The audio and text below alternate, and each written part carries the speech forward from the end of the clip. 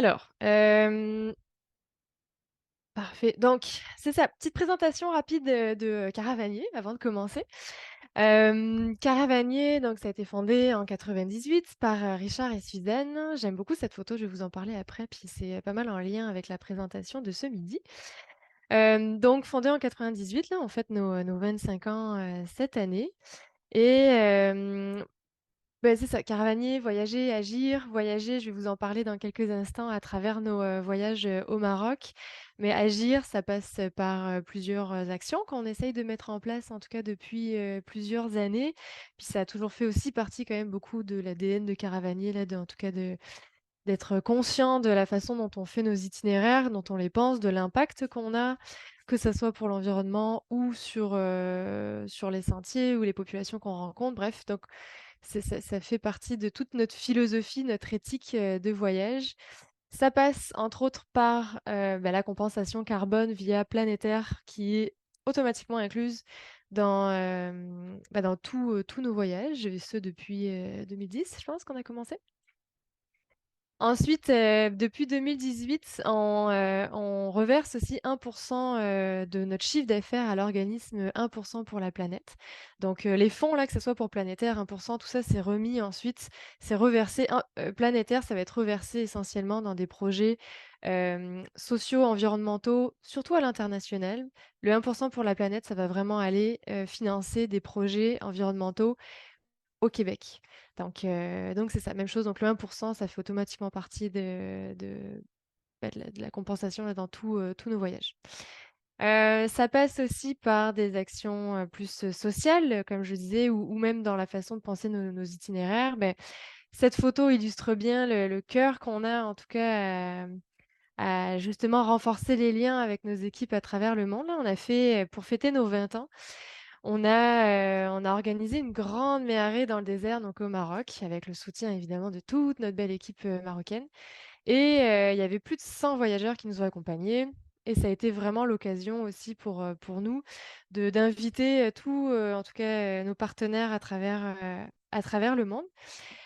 Donc sur cette même photo, on a un Babou Etendi du Népal, on a Ivan d'Équateur, Vico du Pérou, Ramso de Tanzanie, Antonis qui nous venait de Crète.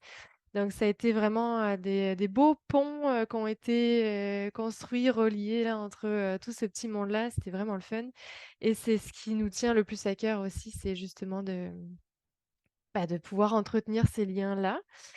Alors c'est ça, petite présentation, oups, si ma prochaine photo veut bien passer, ce sera pas long. OK. Donc, notre équipe au Maroc, qui est aussi une belle équipe, peu à échelle, à taille humaine, je dirais. C'est pas Ils sont pas non plus, tant nombreux que ça, là. Sur cette même photo, on voit, Lassène et Marie qui sont, vraiment les fondateurs de l'agence locale avec qui on travaille depuis maintenant, 18 ans. Donc, ça fait vraiment longtemps qu'on les connaît, qu'on travaille avec eux. Il y a Samira, il y a les cuisiniers, il y a des guides dans cette photo-là. C'est vraiment une équipe, très fidèles, c'est les mêmes guides avec qui on travaille depuis longtemps, ils sont on les connaît vraiment, tous très bien. Donc au Maroc, ça fait partie de l'une de nos destinations où vous êtes vraiment accompagnés exclusivement donc par un guide local caravanier, d'origine berbère parce qu'il faut garder à l'esprit que la population berbère, est compose à peu près 65-70 de la population au Maroc. Ils ont une identité, très, très forte. Vraiment une forte très indépendante aussi. Ils parlent très bien français, mais ils ont aussi, leur propre langue, et même au sein de la population berbère, il y a plusieurs ethnies qui fait qu'il y a plusieurs dialectes aussi, même au sein même des berbères. Ils ont leur propre alphabet, leurs symboles. Bref, c'est une culture qui me passionne, puis que je trouve très passionnante. En tout cas, quand vous allez être sur place, là, vous êtes vraiment baignés dans cette culture-là. Alors je vous encourage vraiment à le vivre pleinement. Hop, je me présente en 2 mots. Donc, ça fait, Ophélie, ça fait, 5 ans que, je travaille pour Caravanier. Puis, moi, le Maroc, ça a toujours été, une destination, coup de cœur. En même temps, j'ai un parti pris pour ce voyage. Disons que j'ai commencé mon premier voyage avec Caravanier, c'était au Maroc, justement, lors de la Grande Méharée. Donc ça a été un moment fort, marquant, puis ça a vraiment comme lier un petit peu mon début d'histoire avec ce pays, puis avec notre équipe. J'ai eu l'occasion d'y retourner à plusieurs reprises, autant pour des vacances personnelles, familiales, que pour accompagner des groupes ou, faire des repérages. Ce qui fait que j'ai vraiment un gros coup de cœur pour cette destination. Puis je suis sûre que je pourrais y retourner encore 10 fois, que je ferai pas la même chose et je vivrai pas les mêmes, affaires. Donc c'est ça. Je vous parle de ça. Hem Petit topo rapide pour vous situer, le Maroc, puis un petit peu nos itinéraires. Je vous ai pas mis tous les itinéraires là, il y en a quand même du stock là. Le but, c'est pas de vous situer puis que vous sachiez exactement vous repérer, mais c'est ça. Donc Maroc, bordé par l'océan, Atlantique, au nord la Méditerranée, puis vraiment traversé par la grande chaîne, le grand massif, de montagnes qui est l'Atlas. L'Atlas, ça s'étend encore plus ça va vraiment déborder sur l'Algérie puis la Tunisie là, ça s'étend sur à peu près 2 500 kilomètres et ben, on le voit là, l'Atlas, c'est comme une barrière naturelle qui divise un peu le Maroc entre, l'océan, le désert, mais c'est vraiment un pays de montagne essentiellement. Souvent, on a l'idée que le Maroc, c'est le désert, mais c'est bien plus un pays de montagne qu'un pays de désert. Les Berbères en tout cas, sont vraiment des peuples montagnards plus que des nomades du désert. Donc, puis au sein même du massif de l'Atlas, on peut le découper en trois massifs finalement. On a l'Anti-Atlas qui est un petit peu plus au sud. On a le Haut-Atlas qui est plus central finalement, puis c'est là où on retrouve les plus hauts sommets en tout cas du Maroc. Et on a le Moyen Atlas qui est un peu plus au nord, là, dans lequel on a aussi quelques itinéraires. Euh, la petite anecdote concernant le mot Atlas, ça vient d'une divinité, grecque en fait, qui est Atlas et qui signifie porter. Puis il y a eu comme, à l'époque là, vraiment un mélange de langues entre, les Grecs, les Berbères et cetera. Et donc le massif on a donné le nom Atlas à ce massif-là parce que comme je disais, ça signifie porter Atlas et on trouvait que les pics, les sommets étaient tellement hauts, puis les nuages s'accrochaient finalement au sommet des montagnes. On avait l'impression que les montagnes portaient le ciel. Le nom Atlas, vient de là. Je débute un peu, la présentation sur une base commune parce que tous nos voyages s'articulent à peu près de la même façon. On a, l'arrivée qui va se faire, vraiment majoritairement là, c'est pour tout le monde pareil. Donc techniquement, vous arrivez à Marrakech, votre vol arrive à Marrakech, mais quand vous arrivez, on vous accueille, donc votre guide vous accueille, puis vous partez tout de suite, un petit transfert en direction les montagnes pour passer votre première nuit. C'est volontaire, on préfère se garder, Marrakech, son tumulte et tout ça pour la fin et ça vous permet d'arriver vraiment, reposer, de prendre un petit temps calme. On est déjà dépaysé parce que, on le voit un peu là, mais on peut très vite se retrouver dans les montagnes puis déjà voir des sommets. Donc c'est vraiment le fun, c'est ça. Donc tous nos itinéraires s'articulent de cette façon. On arrive, on prend ça relax et ensuite, souvent, c'est le lendemain qu'on prend, notre portion de route en direction du trek et on se garde Marrakech, pour la fin. On a toujours 2 nuits à la fin, ce qui nous permet d'avoir une journée complète à Marrakech, pour vraiment découvrir cette ville qui est, clairement une des plus fascinantes. C'est vraiment, un bouillon de plein de choses là qui se passent à Marrakech. Je veux dire entre les souks, la place Djemma Hafna qui s'anime tous les soirs, c'est vraiment, ça peut être un peu déroutant. Pour le coup, c'est hyper dépaysant, puis c'est ça aussi que j'aime énormément avec le Maroc, c'est qu'en 6-7 heures de vol, vous arrivez puis vous changez d'univers, mais totalement. Donc c'est ça, Marrakech, ça fait partie des grandes cités impériales qu'on retrouve au Maroc. Hem, qui est vraiment très belle là, la médina est super intéressante là. Vous pouvez passer des heures à vous perdre dans le souk. Que vous ayez une carte ou pas, ça sert absolument à rien là. Le but, c'est vraiment juste d'aller flâner puis d'aller se promener là-dedans et il y a quelques palais à visiter, il y a quelques, jardins également. On dort dans un riad dans la médina, ce qui nous permet vraiment d'être au cœur de la ville puis de pouvoir tout faire facilement à pied, tout rejoindre très facilement. J'en profite un petit mot, je pense que, bon, on a difficilement passé à côté là, en tout cas vous avez dû le suivre à quelque part, mais en début septembre, il y a eu un séisme quand même assez fort. au Maroc, c'est sûr qu'il y a eu, énormément de dégâts, mais surtout au sud de Marrakech. L'épicentre était à une 50-70 kilomètres au sud de Marrakech. Alors c'est sûr que la ville a beaucoup tremblé. Il y a eu des dégâts matériels, et pas que, là, c'est sûr que c'était une vraie catastrophe. Mais là, on est à 1 mois et demi de retour après le séisme. La vie reprend. Ils sont en train de réévaluer tous plusieurs, en tout cas, bâtiments historiques dans la Médina, dans les palais, justement, qui sont normalement. Et ça réouvre aux touristes présentement. Donc c'est ça. C'est sûr que là, il y a peut-être une partie de la ville qui aura changé, peut-être possiblement de visage dans les prochains mois, le temps que ça se refasse et que ben, la vie reprenne un petit peu le dessus aussi. Mais sinon, dans l'ensemble, Marrakech a été touché, mais partiellement quand on compare à d'autres plus petits villages qui sont bien plus au sud. Puis si je mets ça en parallèle par rapport à tous nos voyages qu'on offre, il n'y a pas d'impact directement. En tout cas, il y a aucun impact sur nos itinéraires ou sur la façon dont on opère nos voyages. Alors c'est ça. Euh, Oups, je suis allée vite. Ok. L'autre petite chose qui va vraiment être le moment qui rassemble tous nos voyages, et le point commun de tous nos voyages, bah, c'est exactement ce qu'on voit, la culture du thé, tout ce qui est gastronomie, puis ces petits moments-là, c'est vraiment ce qu'on va rechercher, puis ce qu'on va retrouver en fait très naturellement dans un voyage au Maroc. Là, on voit Hussein qui sert le thé, puis vous allez avoir mille et une occasions de boire du thé tous les jours, ça fait vraiment partie du quotidien.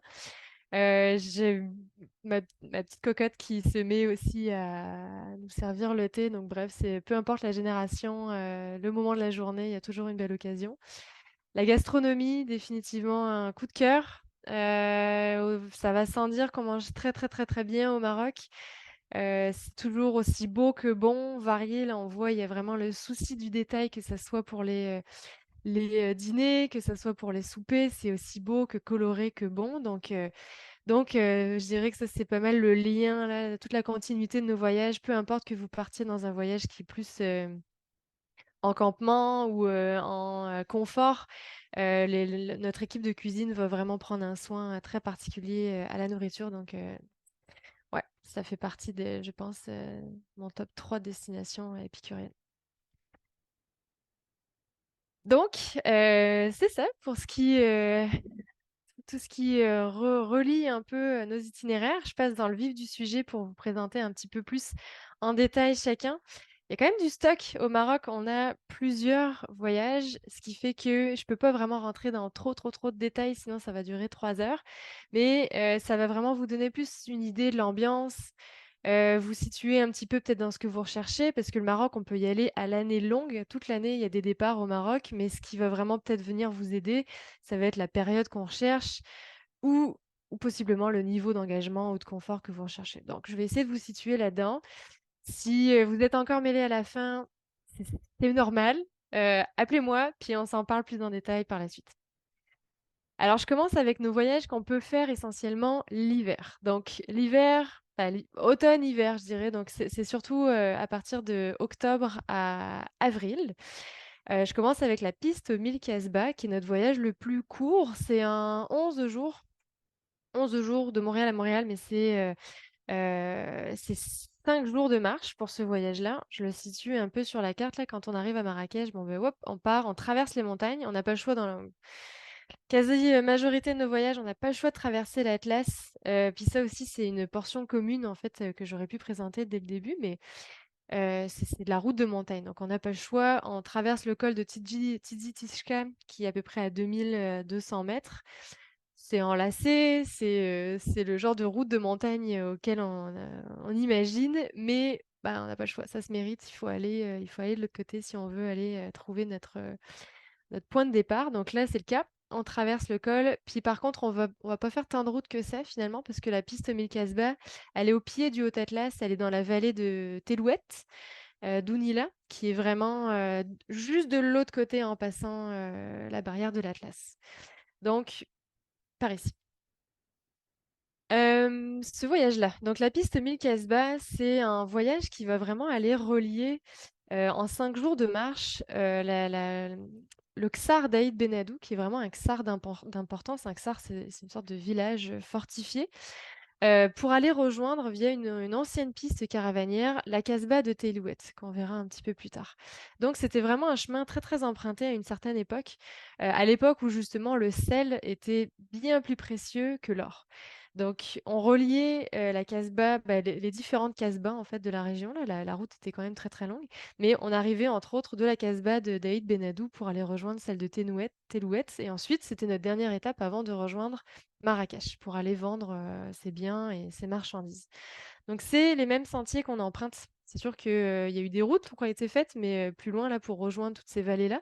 Mais nous, on continue quand même vraiment d'emprunter des anciens, sentiers, muletiers qui sont encore toujours, utilisés par, les villageois là, qui habitent quand même la vallée. Donc c'est une vallée habitée, c'est une vallée, vivante. On voit vraiment les gens, travailler dans les champs en terrasse. Là, on les voit par exemple, là, on passe vraiment par plusieurs petites cultures comme ça, de champs en terrasse tout au long de l'itinéraire. Hem, donc c'est un trek qui va être un peu plus culturel. Si vous avez, justement pas tant de temps que ça, parce que c'est juste 5 jours et en même temps, si vous avez envie de vous initier, c'est un niveau qui est très accessible.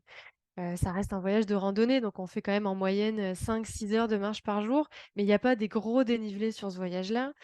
On passe, par des anciennes casbahs, abandonnées là. Les casbahs, c'était des anciennes maisons, traditionnelles là en terre battue, en terre crue. On traverse, aussi, des gorges, on longe l'oued Ounila, donc qui est la rivière, ce qui en fait vraiment des paysages, assez, contrastés entre, très verdoyants et en même temps, très ocre, de la montagne. Ça fait vraiment des couleurs très intéressantes. Puis toujours, bon, les villages de casbah qu'on croise sur le chemin qui sont vraiment très, très traditionnels, hein, emplisés de cette façon. C'est vraiment assez typique. Donc c'est ça. Il y a aussi des petites maisons, des anciennes habitations troglodytes qu'on peut croiser, sur le chemin comme on le voit ici.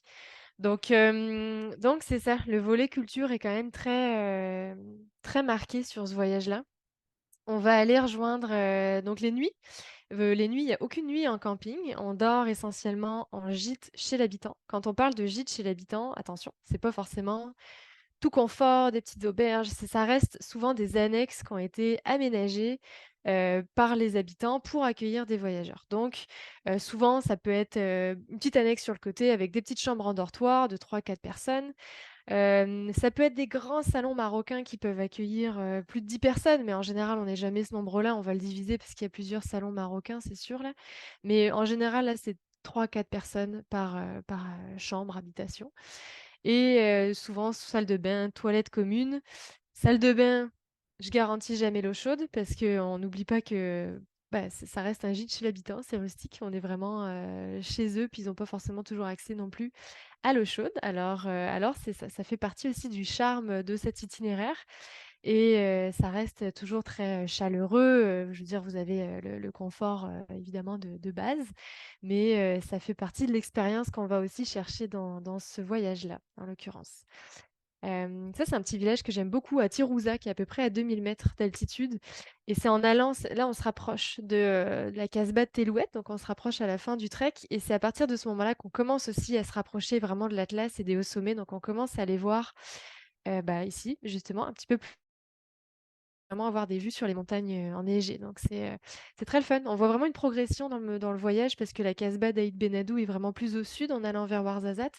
Donc ça va être des paysages beaucoup plus secs, plus arides et au plus on va remonter la vallée vers, Télouet, au plus les paysages vont vraiment changer. Donc là, par exemple, une belle image de la Casbah de Télouet qu'on rejoint donc après nos 5 jours, de marche. Alors, voilà pour la première présentation de la piste 1000 Casbah. Donc je le répète, voyage qui peut se faire entre octobre et avril et accessible. Autre, voyage, 2e voyage qui est, parfait à la période, pour la période hivernale. Si vous avez le petit coup de blues de novembre, c'est pas mal le voyage numéro 1 là en top liste si vous voulez aller chercher un peu de soleil puis, une belle lumière. Montagne volcanique aux dunes sahariennes. C'est un voyage qui est un petit peu plus long, qui est plus de niveau modéré, et qui a 2 portions, 2 parties dans ce voyage. Il y a 2 treks, disons. Donc là, on va vraiment aller plus au sud. Que je vous situe un peu, on part de Marrakech, on traverse l'Atlas une nouvelle fois.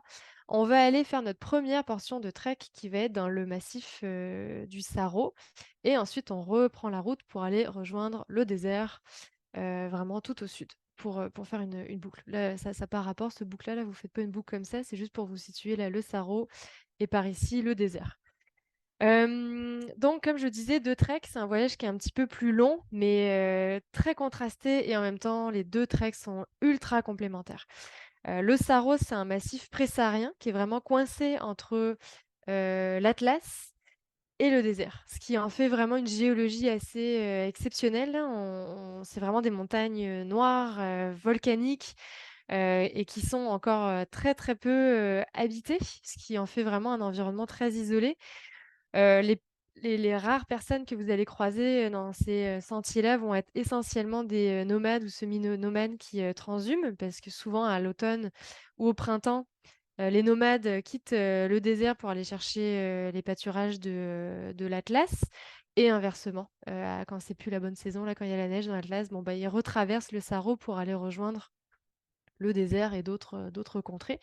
Donc ça en fait quand même bah, c'est ça, un itinéraire où on croise pas beaucoup de monde. Il y a pas vraiment de village, qu'on va traverser, donc c'est beaucoup plus isolé comme ambiance là. On est vraiment, on voit les sortes de montagnes, qu'on croise là sur cet itinéraire. C'est comme des plateaux déchiquetés, des sortes de canyons aussi qu'on traverse.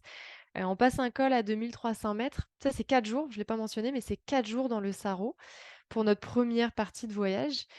Et donc c'est ça. Là, c'est un voyage où on va dormir en campement tout le long de l'itinéraire. Il y a une seule nuit en gîte. C'est notre journée de transition entre le Sahara et le désert. Mais sinon, c'est vraiment de la vie, en campement, un trek muletier. Je l'ai pas dit pour la piste 1000 Casbah, mais c'est aussi des mules qui portent toute la logistique. Donc vous portez que votre sac, de jour. Et le reste, c'est vraiment les mules, qui s'en occupent. Pour le désert, ça sera un petit changement dans l'équipe, mais sinon c'est ça. Donc belle variété. Bah, justement, là, on voit les mules. Bon, ils sont pas toujours aussi chargés, ça dépend, mais c'est ça. C'est toute une belle logistique. Donc comme je disais, on passe un col à 2 300 mètres, c'est pas mal plus haut, qu'on va être, dans le trek du Sahara. Ensuite, on redescend de l'autre côté. On continue, dans la vallée pour ensuite oups, je suis allée vite, pour ensuite reprendre la route en direction de Marmide, qui est vraiment le dernier village avant le désert. Donc là, la route est un petit peu plus longue là, par rapport à ce voyage. De Marrakech jusqu'au Sahara, c'est à peu près 6 heures de route. Ensuite, pour rejoindre le Sahara jusqu'au désert, disons qu'on a un autre 3 heures de route de transition. Et c'est ça. Ensuite, on part pour 5 jours dans le désert. On va toujours avoir le même guide, la même équipe de cuisine, mais on va avoir juste une petite transition dans l'équipe, locale, pour porter la logistique. On avait des mules dans le Sahara. Là, on va avoir des dromadaires dans le désert. Donc, c'est vraiment plus une randonnée, chamelière, même si ce sont des dromadaires, au Maroc.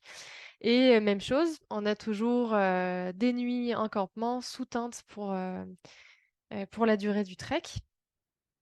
Donc la portion désert, bah, là, il y a pas de difficulté particulière, même si bon, bah, marcher dans le sable, je veux dire, ça vous allez avoir, rapidement l'occasion de vous pratiquer. Mais c'est un peu plus, comment dire? Oups. OK, c'est bon. C'est un peu plus varié qu'on l'imagine quand même le désert. C'est un mélange entre, des regs qui sont des plateaux rocailleux comme on peut voir ici et des ergs qui sont des, plateaux dunaires. Donc vous allez vraiment osciller entre plateaux rocailleux sur quelques kilomètres, puis, on voit là, il y a des acacias, il y a quand même un peu de végétation, il peut y avoir des belles fleurs aussi dans le désert et parfois vous allez vraiment, plonger dans les dunes et marcher vraiment, monter, descendre les dunes. En général, les dromadaires passent par un chemin différent, pour aller un petit peu plus vite puis arriver avant nous sur les campements. Mais nous, vraiment, on prend le plaisir, puis on va jouer le jeu d'aller vraiment monter et descendre les dunes, puis c'est ce qui rend vraiment la marche, vraiment le fun. On est, Souvent j'ai la question là par rapport au désert, la sécurité et cetera. On est dans une région, dans une partie de du Ouattara. Le Ouattara, en fait, c'est une grande rivière qui traverse aussi, je c'est le la plus longue rivière là qui traverse au Maroc et qui divise un peu le désert en 2. On va dans une partie du désert qui demande encore des permis, qui requiert des permis parce qu'on est dans une région qui est militarisée. Donc, il y a des postes frontaliers à chaque à peu près 30 kilomètres. La frontière avec l'Algérie est très, très hermétique. On les voit pas, hein, les postes, mais pour dire que c'est très, très sécuritaire. On est vraiment dans un endroit qui est encore très préservé aussi. On est du côté de l'Oueddra justement parce que ça prend des permis, qui est pas autant développé que de l'autre côté où souvent il y a beaucoup de camps fixes. C'est là aussi qu'il y a énormément de voyages en quad ou en motorisé. Donc bref, dans la partie où on va là, on croise absolument personne. C'est vraiment, le désert tel qu'on se l'imagine, donc des grands espaces, hem, la notion vraiment de liberté. On dort où on veut, quand on veut. Là, c'est vraiment de l'itinérance, donc on change de campement soir après soir. En général, encore une fois, c'est à peu près 6 heures de marche, par jour et ça nous laisse quand même le temps. On prend ça relax le midi, ça nous laisse, des belles petites pauses, puis on arrive souvent le soir sur le campement. Il y a toujours le petit temps, pour prendre un petit goûter en haut d'une dune avec, le petit thé à la menthe, qui va bien en fin de journée en attendant, le souper. Alors, c'est ça. Puis ça va sans dire aussi que les nuits dans le désert sont absolument, incroyables. Mais pas que dans le désert, honnêtement, même dans les montagnes, on peut retrouver des ciels étoilés, assez hallucinants, mais j'avoue que le désert, là, c'est quand même, il y a quelque chose d'assez mystique. Donc je peux que vous encourager aussi à aller prendre vos, sacs de couchage, matelas de sol, aller sortir, passer, vos nuits ou au moins une à la Belle Étoile parce que c'est pas mal un des seuls endroits, je trouve, dans lequel on peut se permettre ça et vraiment ça ajoute, énormément à votre expérience c'est ça, aller dormir dehors, c'est le fun. Il y a pas de petites bêtes, forcément parce que, on y va l'hiver. L'hiver, les nuits sont fraîches. La journée, c'est agréable d'y marcher. Il va faire entre 20 et 25, degrés le jour, mais la nuit, ça peut facilement tourner, dépendamment de l'année, entre 0 5 degrés. Donc, le Maroc, ça reste un pays, froid où le soleil est chaud. Donc, aussitôt que le soleil se couche, on sent tout de suite l'écart de température, ce qui fait que, il fait trop froid pour que les serpents, les scorpions, puis tout ce qu'on imagine sortent, en tout cas à la période de l'année à laquelle on va. C'est sûr que l'été, quand il fait 50, c'est une autre histoire. Mais, donc c'est ça. Dormez, l'esprit tranquille, puis, allez dehors.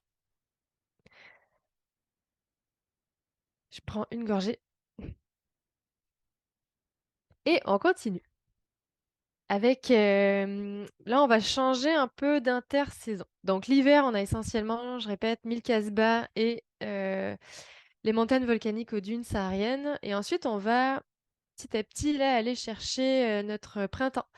Printemps-automne, c'est le Crocus mordicus massif du Sirois. Donc ça, c'est un voyage qui peut très très bien se faire à ces deux périodes-là, souvent avril, mai et ou pas septembre, pardon, octobre-novembre, c'est vraiment le moment idéal. Et là, on change un petit peu de région. On va aller rejoindre, en fait, le Sirois, c'est un peu le lien entre l'anti-Atlas, dont je vous parlais tantôt, et le Haut-Atlas. Donc là, on va aller au sud, toujours de Marrakech. On va aller au sud du Toubkal. Le Toubkal, c'est le premier sommet du Maroc qui est souvent assez fréquenté. Donc cette région-là est souvent très fréquentée. Puis nous, on va aller encore un peu plus au sud. Puis l'Anti-Atlas, il est juste en bas. Donc le Sirois, il est vraiment entre les deux. Donc on va aller jouer là-dedans. C'est un voyage qui est de 6 jours de marche, celui-là. Donc il est relativement, on le classe comme étant modéré parce que ça reste un voyage, où on va quand même avoir une première petite ascension. Donc celui-là, je le conseillerais à toute personne qui veut, s'initier à un trek en montagne et qui a en plus envie de faire un premier sommet. C'est quelqu'un qui a envie de débuter là, faire des marches de 6 heures, dormir en campement, avoir ce petit côté-là où, c'est ça, 1er trek vraiment en conditions un peu d'autonomie, même si on est toujours accompagné d'une équipe locale. Et en même temps, d'avoir le petit goût de première ascension, bah, c'est un super beau trek à ce moment-là. Parce que l'ascension du Sirois, c'est un 3 300 mètres. Il y a rien de technique, mais il faut pas oublier quand même que les, sentiers au Maroc sont très, très, très rocailleux. Mais ça n'ajoute, rien de technique, non plus à tout ça, mais ça vous donne quand même une bonne première expérience pour tenter ça. Et en même temps, ça donne des paysages, le Sirois, qui sont assez uniques. On les retrouve pas ailleurs, ces paysages-là au Maroc. C'est vraiment, hem, je veux dire des montagnes de basaltique là qui ont été dessinées par l'érosion, donc ça a vraiment, une ambiance, assez particulière, paysage très minéral là comme ça, noir, des montagnes noires aussi et en même temps parsemé de, beaucoup de petits villages qu'on rencontre. Donc il y a le volet montagne qui est très présent et en même temps, le volet culturel qui est aussi intéressant parce qu'on passe par des villages, on voit, aussi on passe par des cultures, des villageois en train de travailler parce que la particularité aussi de cette région-là, c'est la culture du safran qui est vraiment, pas que concentrée, on en retrouve aussi ailleurs au Maroc, mais le Sirois là, la plupart du safran provient vraiment, vraiment de cette région-là. Là, on voit justement, rapidement l'ascension, en tout cas, vers le sommet. Donc ça ressemble beaucoup à ça, là, dans les types de paysages, le type de campement aussi qu'on peut retrouver.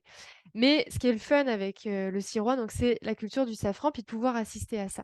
Quand vous partez au printemps, en avril, mai, les paysages vont être plus, floraux. Donc ça va être des amandiers en fleurs qu'on va croiser. Par contre, si on y va en octobre-novembre, puis j'avoue que c'est peut-être un peu ma saison coup de cœur, c'est parce que vraiment les crocus, du safran sont vraiment mauves, les champs sont mauves, puis, fin octobre, début novembre, c'est vraiment la période des récoltes. Donc en partant à cette période-là, beh, vous voyez vraiment les gens travailler, puis c'est un travail de fou là. C'est vraiment on comprend quand on les voit travailler à quel point pourquoi en fait le safran coûte aussi cher? Parce que c'est vraiment à la main là, vraiment prendre tous les petits pistilles de safran à la main, puis faire c'est vraiment un travail d'orfèvre donc c'est ça, c'est vraiment début novembre que les gens s'affairent dans les champs pour récolter le safran, ce qui donne vraiment un volet, je trouve, d'autant plus intéressant en tout cas au voyage parce que ça fait vraiment partie de cet itinéraire. Au niveau des nuits, on a des nuits en campement, mais on a aussi des nuits en gîte chez l'habitant. Donc ça donne un beau, mélange des 2 pour toute personne qui veut s'initier et il y a le volet montagne autant que le volet, culturel qui est présent.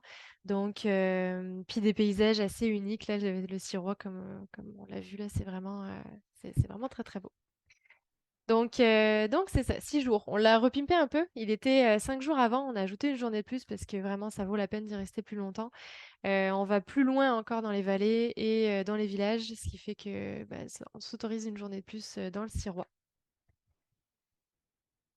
Transition dans le temps, on continue, au fur et à mesure de nos saisons, et là, on part pour un trek qui est plus, en tout cas qu'on fait plus, l'été.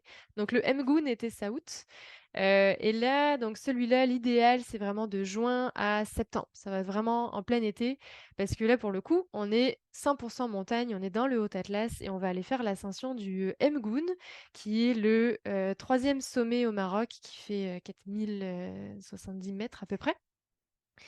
Mais en même temps, on fait pas que ça, on va vraiment passer par d'autres vallées. Donc, ce qui fait que vraiment l'été, c'est une super saison. Je vous le situe rapidement aussi. Donc Marrakech toujours, on traverse l'Atlas, mais notre point de départ, ça va être la vallée d'Ounila, qui est la piste Mille Casbah du début dont je vous parlais avec Tellouet et compagnie. On débute dans cette vallée-là pour ensuite aller rejoindre la vallée de Tellouet, faire l'ascension du Mgoun et redescendre par la vallée des Roses pour ensuite repartir en direction de Marrakech. Donc c'est ça. Le Mgoun, ça va être notre voyage le plus soutenu qu'on va avoir au Maroc. Donc là, ça va vraiment s'adresser à des personnes, en forme, bons randonneurs évidemment, qui veulent aller chercher un trek plus complet, plus long aussi. C'est 11 jours de marche sur ce voyage et bon, faut pas oublier qu'on a aussi l'ascension du Mgoun, donc c'est des journées plus soutenues, en moyenne, 6-7 heures de marche par jour, voire un peu plus quand on fait l'ascension du Mgoun. Et forcément avec, des bons dénivelés aussi quotidiens, autant en montée qu'en descente, donc ce qui en fait vraiment un voyage et un itinéraire, Très intéressant. On dort toujours en campement aussi. Ça reste un trek muletier, encore une fois. Dans tous nos voyages au Maroc, vous portez que votre sac de jour tout le temps. Donc vraiment votre nécessaire pour la journée. Le reste est toujours porté par les mules. Et la raison pour laquelle moi j'aime beaucoup aussi cet itinéraire, c'est que je trouve que c'est un des plus complets, si vous avez le temps. C'est un voyage, je pense, de 17 jours au total, mais donc 11 jours de marche. C'est que vous allez vraiment avoir un super bel aperçu des montagnes, en tout cas du Haut Atlas, parce qu'on traverse plusieurs villages. Puis encore une fois, là, les villages sont très très caractéristiques de la région. Ils se fondent vraiment dans les montagnes, donc c'est assez spectaculaire. Et en même temps, bon, ben, on a le volet montagne qui est très présent avec ces couleurs-là qu'on voit comme là, très ocre, mais en même temps parfois je veux dire, ça a vraiment une ambiance assez caractéristique. Donc on va aller sur des hauts plateaux, on passe des cols et en même temps, parfois on retraverse des vallées un peu les pieds dans l'eau, à travers des rivières. On voit évidemment beaucoup, on peut croiser beaucoup de populations sur le chemin parce qu'on traverse, des villages aussi. Donc il y a tout ce volet culturel qui est aussi, assez présent parce que c'est pas 100 que de la montagne. On n'est pas isolé pendant, 11 jours. Même si, on se retrouve pas mal tout seul. Parce que le Mgoun, la raison aussi pour laquelle on l'aime beaucoup, c'est qu'il vient vraiment être, genre i en fait, c'est une très belle alternative au Toubkal. Le Toubkal, c'est le premier sommet au Maroc et il est très, très fréquenté. Parce que le Toubkal, on peut le faire en 2 jours, on peut le faire en 3 jours, mais les plus rapides peuvent le faire en 2 jours. Je veux dire, c'est un aller-retour sur la montagne, ce qui fait qu'il est ultra fréquenté. Alors que le Mgoun, il est souvent délaissé parce que l'approche est plus longue. Il se mérite le Mgoun, il faut vraiment marcher plus longtemps pour vraiment approcher le sommet et forcément, c'est ce qu'on préfère aussi, c'est ce qu'on privilégie en tout cas. Donc on essaye vraiment d'aller chercher, d'autres vallées, d'autres sentiers, puis c'est vraiment une approche qui est un peu plus, lente, et c'est vraiment le fun. Puis vous allez voir là la crête, bah, justement là, la crête du Mgoun, c'est vraiment spectaculaire. Donc ça offre un sommet aussi qui a des vues bien plus spectaculaires que sur le Toubkal lui-même.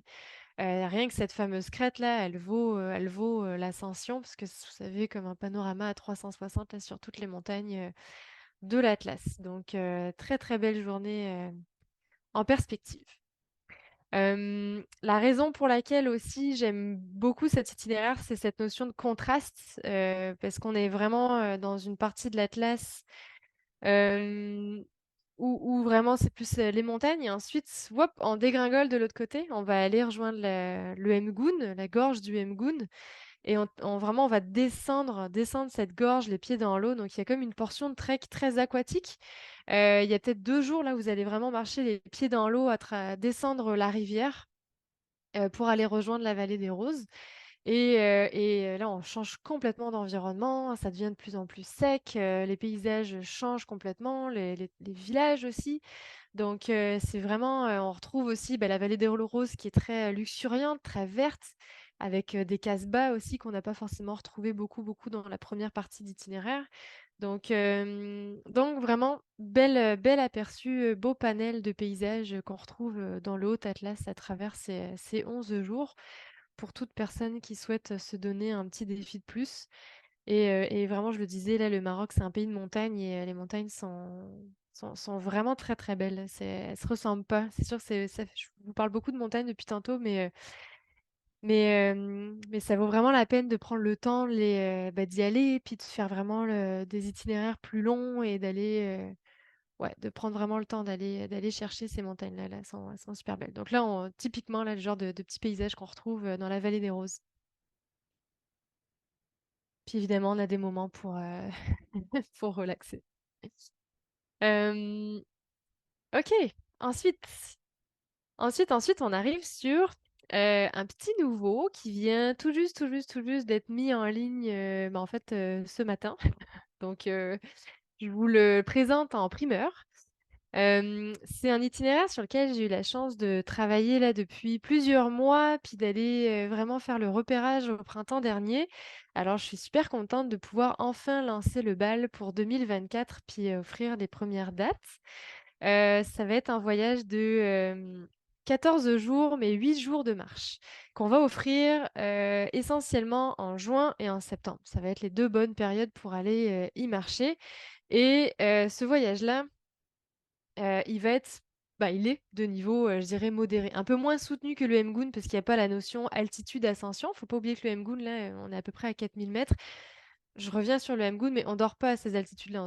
On va faire le pic à 4 000, mais on redescend toujours plus bas pour dormir, mais quand même, on a quand même cette notion d'altitude, chose qu'on n'a pas tant sur ce voyage-là. Donc ce voyage, des hauts plateaux nomades à la vallée des Roses, il va vraiment venir chercher, les hautes terres nomades. Il est vraiment tout en contraste cet itinéraire parce qu'on va commencer on va être un peu, le trait d'union entre le Haut Atlas et le Moyen Atlas. C'est quasiment dans le Moyen Atlas pour cet itinéraire-là et c'est pas une traversée parce qu'on peut pas faire une traversée complète des hauts plateaux jusqu'à la vallée des Roses, ce serait bien trop long, mais quand même, ça reste un itinéraire qui est complètement linéaire. On va aller rejoindre, les hauts plateaux du Cousser, qui sont des plateaux nomades. On va vraiment aller emprunter des sentiers, de bergers, qu'ils utilisent, lors des transhumances, en fait. On croise absolument personne. C'est vraiment, j'ai vraiment eu un énorme coup de cœur pour cette région, du Maroc parce que c'est pour le coup très, très isolé. Les seules personnes que vous allez croiser, c'est clairement des nomades ou semi-nomades de la région. Et on en croise beaucoup encore.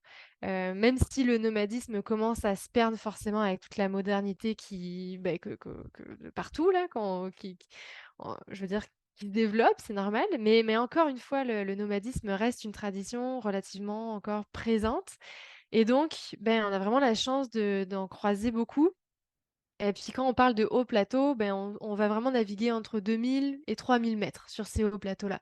Donc sur ces 8 jours de marche, on va passer, peut-être les, 4-5 premiers jours à passer des cols, à traverser des vallées. Là, on voit les genévriers, thurifères là qu'on trouve beaucoup, qui sont, assez caractéristiques de cette région-là. C'est très impressionnant.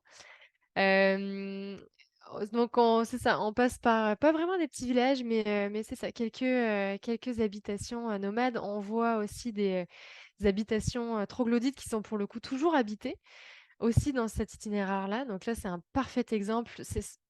Moi, je me suis sentie hors du temps, en fait, dans cet itinéraire. J'ai l'impression d'être remontée à une époque de je sais pas combien d'années en arrière, comme si le temps s'était complètement arrêté et qu'on découvrait, vraiment une culture encore, pastorale, nomade, très présente. Donc vraiment, c'est ce qu'on va chercher. On dort en campement, sur toute cette portion d'itinéraire. Donc encore une fois, des mules qui nous accompagnent, porter toute la logistique et j'ai été surprise de voir des dromadaires à 2 500 mètres d'altitude, parce que justement, c'était en plein dans la période, en juin, la période de transhumance où les nomades justement faisaient monter, leurs troupeaux en direction des montagnes pour aller chercher justement plus de verts, pâturages. Donc c'est pas rare là, on voit des sommets avec encore un petit peu de névé, puis de neige, puis des dromadaires à ces altitudes-là, c'est quand même assez flyé. Encore une fois, des sortes de petites habitations troglodytes comme ça, on en retrouve beaucoup, beaucoup. Donc on passe, c'est ça, gorge, col, on traverse un peu ces hauts plateaux-là, on reste toujours, sur ces hautes terres avant de redescendre progressivement. Donc des belles descentes nous attendent aussi pour aller rejoindre la vallée des Roses. La vallée des Roses, c'était un voyage qu'on proposait uniquement, par le passé. C'était juste la vallée des Roses, un trek de 4 jours dans la vallée des Roses. Là, il va vraiment compléter notre itinéraire parce qu'à pied, on rejoint les hauts plateaux nomades en descendant, la gorge, du Mgoun dont je vous ai parlé tantôt. Mais, c'est là, on va aller un petit peu plus profondément dans la gorge parce qu'on part de plus haut aussi. On va rejoindre donc le cirque de Tarria là qu'on voit un petit peu plus en arrière, on le redescend. Puis on va arriver par les gorges du Mgoun, qu'on va complètement descendre aussi. Donc là, encore une fois, on change d'univers, on change d'architecture, même de météo. Il va faire beaucoup plus chaud quand on va arriver dans la vallée des Roses. C'est plus sec. On voit tous ces lauriers roses aussi, là, ces contrastes de couleurs qui sont très saisissants. Et c'est ça, pendant 2 jours, on va avoir les pieds dans l'eau, on va vraiment longer ce canyon-là, ces gorges-là qui sont spectaculaires. Énorme coup de cœur. On change vraiment, vraiment gros contraste, moi, je trouve, avec la première portion de voyage, mais en même temps, très, très cool de marcher je trouve, dans ces conditions-là. Il y a rien de technique, encore une fois, il faut avoir des bonnes chaussures, mais on se parlera de l'équipement, plus tard. Et la vallée des Roses, ben, en sortant des gorges, on va vraiment croiser, des petits villages, les belles casbahs aussi, parce que la vallée des Roses, c'est aussi la vallée aux 1000 casbahs, donc il y a beaucoup, beaucoup d'habitations, bah, exactement comme ça, comme Boutarare. On termine à Boutarare, les derniers jours et c'est clairement un des plus beaux villages de la vallée des Roses. C'est un peu le trait d'union aussi avec la vallée du Dadès qui est très, très, luxuriante. Les roses sont souvent en fleurs plus en avril, mai. C'est sûr qu'en juin, c'est déjà la fin de la récolte, mais il y a les lauriers roses aussi qui sont toute une enfilade, quand on marche le long de l'oued Mgoun. Et c'est ça. Et donc en septembre, ça reste aussi une super belle période pour y marcher. Donc juin, septembre, c'est pas mal la belle période. Donc Boutarare, le type de petit village qu'on retrouve donc dans la vallée des Roses pour terminer. On termine de nuit en gîte, en petite auberge même. C'est un peu plus confortable que les gîtes chez l'habitant. C'est vraiment petite auberge à Boutarare, qui est très sympathique, très très charmante, qui nous permet vraiment encore d'aller marcher dans cette vallée-là un petit peu plus loin avant de repartir. Donc voilà, je vous encourage à aller regarder notre toute nouvelle page de ce voyage en ligne et bah, n'hésitez pas, on s'en reparle plus tard. Donc premier départ 2024. Je regarde un peu l'heure. Ok, il me reste à peu près 10 minutes. C'est bon. Bah, je termine avec notre dernier voyage finalement à présenter, qui est notre Dolce Vita en pays berbère. Alors ce voyage-là, même chose, j'ai, OK, je me restructure rapidement. Donc Dolce Vita en pays berbère, celui-là, c'est aussi un voyage qu'on fait l'été, idéalement, parce que c'est vraiment de juin, juillet, août, septembre, ça va être la meilleure période pour aller, dans cette région du pays. J'ai pas la petite carte, même pour l'autre, j'ai pas eu encore le temps de faire la petite carte pour vous situer. Mais ce voyage, il va vraiment se concentrer dans la vallée d'Anergy, qui se situe entre le Haut Atlas et le Moyen Atlas. C'est, un petit peu plus bas que le haut plateau du Cousser. Tout à l'heure, là, quand je vous présentais le tout nouveau voyage sur les hauts plateaux, on débute sur les hauts plateaux du Cousser pour ensuite progressivement aller chercher Zaouit Aoun-Sal, les autres hauts plateaux nomades. Ce voyage en Dolce Vita, il va débuter dans la vallée d'Energie, qui est la vallée juste en bas des hauts plateaux. Donc on est un petit peu plus bas en altitude et Dolce Vita, son nom l'indique, on va dormir que en écologe, petite auberge. On n'a pas de nuit en gîte, ce qui fait que c'est vraiment des auberges très confortables. On a les petites salles de bain, bref, très très confort sur ce voyage-là. On a seulement 2 nuits, mais je vais vous parler après de bivouac nomade. Mais donc c'est ça, vallée d'Anergy, c'est aussi la vallée dont est originaire la plupart de notre équipe locale. La Seine, dont je vous parlais au tout début, qui est le chef de notre équipe, qui est le propriétaire sur place, bah, lui, il a grandi à Anergy, en fait. Donc, il a vraiment grandi dans cette vallée-là. Puis, ils sont plusieurs. Il y a Ralifa, un de nos guides. Ils sont vraiment nombreux à avoir grandi à Anergy. Ce qui fait qu'on a vraiment un lien un peu plus privilégié avec cette région-là, de par les gens qu'on rencontre, les invitations à boire le thé. Bref, on a un lien culturel qui est très fort. Et la scène a justement construit, puis c'est toujours son papa et son frère qui tiennent cette écologe-là. Donc on va vraiment quasiment, on est invité dans sa famille. C'est super charmant, c'est vraiment, c'est un petit havre de paix. Donc c'est un peu notre camp de base de ce début de voyage. Et dans la vallée d'Anergy, bah, la vallée, c'est exactement ça. Là, on voit euh, Anergy, c'est la rivière Blanche, parce qu'il y a toute une rivière là qui serpente dans cette vallée-là. Donc, on va aller dans les gorges, on va aller voir les petits villages de la vallée d'Anergy. Il y a un beau marché qui est vraiment le fun là. Quand c'est le jour du marché, ça vaut vraiment la peine d'aller s'y promener. Donc, c'est ça. On se déplace dans la vallée d'Anergy. On reste 2, 3 nuits là dans l'écologe, ce qui en fait vraiment un chouette camp de base. C'est un voyage qui est accessible. C'est pas des longues marches, il n'y a pas des gros dénivelés non plus, mais ça reste quand même entre 4 et 6 heures de marche par jour. Et ensuite, progressivement, on va monter par des anciens sentiers aussi, des anciens sentiers muletiers qui sont toujours empruntés par les nomades, justement, qui descendent des hauts plateaux pour aller dans la vallée d'Anergy, pour aller vendre des bêtes au marché ou aller chercher des nouveaux biens. Bref, en général, c'est par ce chemin-là qu'ils passent. justement, le petit sentier. Donc là, on va remonter ce sentier-là pour aller chercher le haut plateau du Cousser. Ça, c'est vraiment là un endroit qui est assez hallucinant parce que, je sais pas si vous voyez en bas là, cette image en bas à gauche. C'est un endroit où on s'arrête soit pour, luncher ou des petites collations ou juste une pause, mais, c'est vraiment magnifique. Donc ça, c'est vraiment en remontant, en allant en direction du plateau de Cousser, on a la vue sur toute la vallée d'Anergy et en même temps, de l'autre côté, les montagnes, qui nous attendent. Le genre de petit, grenier fortifié là qu'on croise beaucoup, beaucoup sur le chemin dans cette région du monde. Hem Et là, j'arrive justement, on passe 2 nuits à ce campement-là. C'est les seules 2 nuits qu'on passe en campement théorique, mais ça reste un campement ultra confortable. Là, on parle de, campement, plus glamping si on veut. Donc c'est des vrais lits, il y a des couettes, je veux dire, il y a même une sorte de petite salle de bain commune évidemment, mais avec, toilettes, pour ceux, en tout cas, il y a tout le confort quand même, rustique certes, mais, tout le confort. Donc ça reste du camping, ouais, glamping disons. Donc on reste 2 nuits ici, ce qui va nous permettre vraiment d'aller, marcher, aux alentours sur les hauts plateaux, puis d'aller, chercher justement, d'aller, chercher des paysages un peu plus, heu, typiques qu'on recroise là, encore une fois, les fameux genévriers là, des forêts de genévriers. On en croise beaucoup, beaucoup à cette altitude-là. Là, on est à peu près à 2 000 mètres et il y a des semi-nomades, disons, semi-nomades, qui vivent ici. Là, on voit, ils ont eu, des panneaux solaires, je pense que c'est le gouvernement qui a donné ça à justement beaucoup, beaucoup de petits villages nomades, dans les montagnes. Donc c'est très intéressant de voir le contraste, dans lequel ils peuvent vivre aussi. Hem, Exactement le type de paysage qu'on retrouve, en étant, sur ces hauts plateaux-là et on va vraiment marcher donc de vallée en vallée.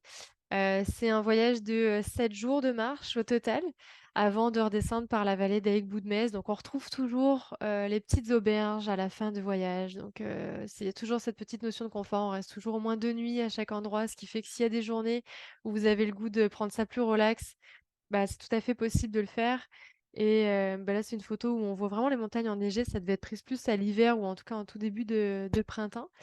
C'est rare que ça soit aussi enneigé là à la période à laquelle on va, mais en tout cas pour l'ambiance là, le genre de petits moments qu'on peut se créer. On termine par des gorges avant de rejoindre, des petits villages aussi qu'on traverse et donc c'est ça pour l'ambiance, dolce vita de ce voyage qui est un petit peu plus accessible et beaucoup plus confortable pour ceux pour qui le camping c'est, non négociable. Je termine, vraiment rapidement avec notre offre, famille, mais sans forcément tout vous présenter, en détail. On a deux trois voyages, qui sont vraiment plus axés, famille, qui peuvent se faire soit l'hiver, soit l'été. L'hiver, ça va être plus dans le désert, mais c'est vraiment le fun parce qu'avec des petits bouts de chou, moi j'étais avec ma fille qui avait, 4 ans. Puis il y avait, ses cousins et cousines de 8 et 10 ans. Et vraiment hyper adaptable, ça peut très bien se faire, pour les plus petits. Il y a des dromadaires d'assistance, des mules, mais en tout cas en général dès qu'il y a des animaux, ça fonctionne très bien. Les journées sont super adaptées. On dort dans des beaux petits hébergements. En même temps, on a des nuits, à la belle étoile, prévues dans le désert quand même pour vivre l'expérience. Et sinon, on a aussi des voyages plus dans les montagnes, l'été. Pareil, qui sont très accessibles. Le petit écolodge dont je vous parlais là chez La Seine, il en fait partie, donc ça reste très confort. C'est notre petit camp de base pour les familles, puis ensuite on fait des petites randonnées en étoile, donc tout ça, ça se fait, très facilement. Donc pour les familles, même chose. Si vous avez un petit doute, ou une question, on s'en parle plus en détail. Et c'est ça, j'arrive à la fin de la présentation. Je vais juste aller regarder rapidement s'il y a des questions. Oh, je vois qu'il y a juste une question. Trek dans le désert, Ouattara, c'est ça, c'est la portion Saro, le deuxième voyage, je pense, que j'ai présenté des montagnes volcaniques aux dunes sahariennes. On est vraiment dans la portion du Ouattara, donc au sud, tout au sud. C'est le seul voyage qu'on va proposer avec vraiment, l'initiation au désert, une portion de trek dans le désert. On propose pas seulement un trek parce que ça serait trop court, en fait. Notre idée aussi, puis la façon dont on a retravaillé tous nos itinéraires, ça a été vraiment de prendre plus le temps, Donc quitte à prendre l'avion, quitte à aller se déplacer, puis à faire autant de route parce que le désert là, c'est à peu près 9 heures de route pour aller le rejoindre, en tout cas au retour quand vous revenez du désert, c'est 9 heures de route. Donc ça se mérite, c'est long, donc autant y rester puis prendre vraiment le temps. Donc ce qui fait que nos itinéraires sont un peu plus longs, mais en même temps, ça vaut la peine parce qu'il y a vraiment plein de choses à voir. Donc le Ouaddara, on le retrouve dans l'itinéraire des montagnes volcaniques aux dunes sahariennes. Et on peut le faire en liberté. Pour ceux qui sont intéressés, on a aussi une section liberté pour, nos voyages au Maroc. Donc si c'est vraiment juste le désert qui vous intéresse, pas les montagnes, on peut s'occuper juste de la portion désert. En liberté, ça veut quand même dire accompagné. Vous êtes toujours accompagné par l'équipe locale, c'est-à-dire par un guide, par cuisinier et chamelier pour la logistique. Mais vous avez le choix de vos dates, du nombre de personnes dans votre groupe, si vous voulez partir à 2, 3, 4 en amis, bref, vous avez le choix. Donc en liberté, ça peut se faire. Alors, il y a une petite question, traverse des rivières. Alors, ça fait partie de la question matérielle. Donc, vous allez devoir pour les voyages où il y a des portions de rivière comme ça, les pieds dans l'eau, va falloir vous apporter des petites chaussures d'eau de style Kin ou en tout cas bien fermées là, qui vous protègent les orteils, puis si possible même fermées, qui laissent pas rentrer les petits cailloux parce que ça peut vite être un peu agaçant à la longue, puis ça a tendance à rentrer puis à nous gêner les pieds. Mais prévoir des petites sandales d'eau, puis c'est ça. En général, vous retrouvez vos bottes plus tard, mais ça vous évite d'avoir les pieds trempés. Donc voilà.